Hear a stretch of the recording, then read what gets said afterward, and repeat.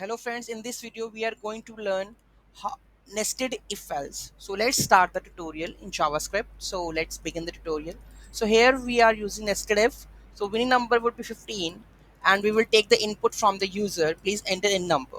Okay. If the user guess is less than winning number, that means you lost.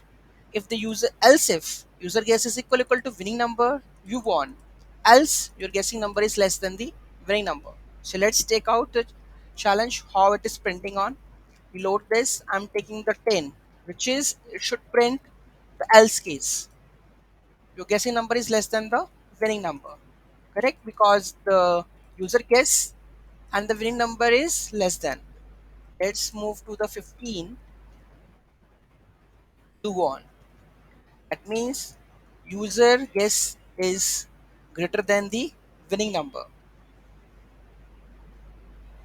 No, user guess is equal to winning number. So here we are in won case, right? You won.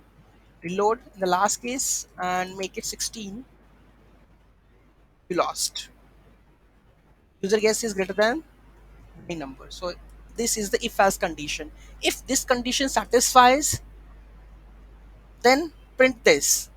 Not, then move to the next case. If that is equal to that one, then print this, else print the last case. So this is nested if else. Okay, thank you so much for watching this video. Have a great day.